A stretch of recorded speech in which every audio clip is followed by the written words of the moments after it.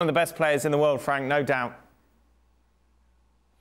Well, I don't like to name the players like that because you all know that we don't play in the same position. But for sure, the most entertaining player, and he showed it today. And I agree with Ali. It's not the PSG of Messi or Neymar, but it's been, since the beginning of the season, the Mbappes team. And, you know, when he scored the goal, I said, well, you're a professional player. Because we all wondered, you know, how he will be, you know, behaving, I would say, in front of maybe his future club.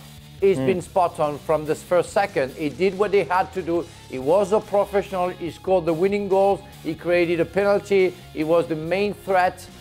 He did what he had to do. And I tell you, the bigger threat that Madrid is going to face within 2 weeks will be maybe one of his future. So that's going to be very interesting to see how Mbappe can finish them and sign for Madrid after that. How good was the goal? I don't think it'll be a problem for him, but as Frank said, tongue-in-cheek, you know, he could kill them off, and he's going to be going to them. But I think Madrid fans, if that's the case, they'll take it. We'll just have to accept that he is a game changer. And we saw in periods today that blockbuster pace and change of gear and skill and quick feet, that why they're all after him, why Madrid are probably going to get him. The goal was brilliant from his perspective. It was abysmal from Lucas Vázquez and particularly Militao. Militao, being the more natural defender, gets out there to double up and then just dangles a leg. Once you get out there to double up with Vázquez, you've got to make sure he's in the right position and you're in the right position, and there's no way through the middle. If he's going to score, he's going to have to cut back inside onto the right towards the edge of the box and curl Saham in the top corner. He cannot go through a gap like that. But he managed to wiggle his way through, got a little deflection. But it was interesting when in the first half, I jokingly said to you, when Messi played that great ball over the top for him and he had a touch which didn't quite get out his feet, you said, why didn't he dive? And I said, because he knows he's going to Real Madrid and he won't want to leave a bad taste in their mouth.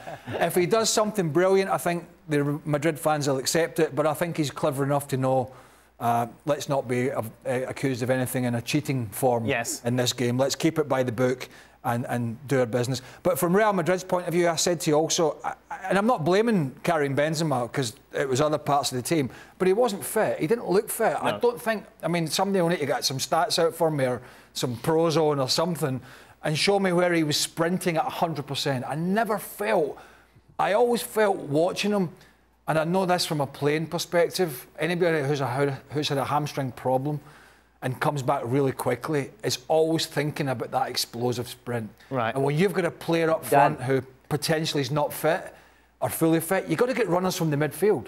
And they haven't got anybody in the middle of the park that can run beyond Karim Benzema if he was, say, 80%. Frank, I know you want to talk about Benzema and Real Madrid. I just want to focus on PSG a little longer. And in particular, Ali, it feels like a lifetime ago that we were sat here discussing the fact that Mbappe apparently was throwing his toys out the pram, not happy that Messi was coming in and taking all the attention away from him. And as you boys all say, it is now Mbappe's side. Where does that leave Messi? How would we assess Messi's performance today? Leaves them in an uncomfortable position of being second best. And while we think of Lionel Messi as a tremendous team player, we don't always think of him sort of in the same Ronaldo picture when we think, you know, it's either Ronaldo or it's not happening. That Messi seems to kind of, over the year, have created this image of a guy that he is more about the team than he is about himself. Well, he's going to have to prove it now, because he is, again, and I can't stress this enough, this is no longer about Messi running at people or running to get away from defenders or taking players on. This is about Messi now dropping off in a playmaking position and him being able to spray balls around. That's the game that now Lionel Messi has to be able to execute for PSG, so that then Kylian Mbappe can do the things that he does naturally. Lionel Messi has to change his game, has to manage his game in a different way, and has to adjust to what the reality of his career is right now. He's no longer the explosive guy that we saw in the past. He is now a facilitator. He's now a passer of the ball. If he does that well, then Mbappe benefits and PSG benefits as well. thought Neymar looked quite sharp when he came on as well, which is also a concern, bearing in mind we've got a couple of weeks before the next game, and the no Casemiro, which is massive. You know, who comes in? Is it Valverde that comes in, or is it Camavinga, who has played recently but was taken off? What does Ancelotti do? What the hell does he do in the full-back position? Because, again, Marcelo got an absolute roasting at the weekend. How would you assess Messi today?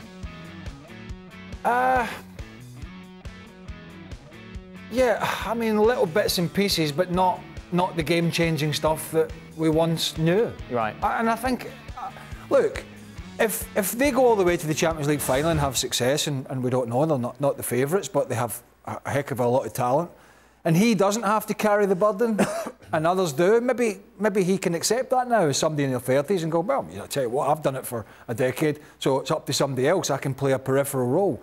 Not everybody's happy with that, but maybe he's just having to come to accept that now. And as I say, I would imagine all three of those players, the front three, will play in the Bernabeu. Thanks so much for watching ESPN on YouTube. And for more sports highlights and analysis, be sure to download the ESPN app. And for premium content and live streaming, subscribe to ESPN Plus.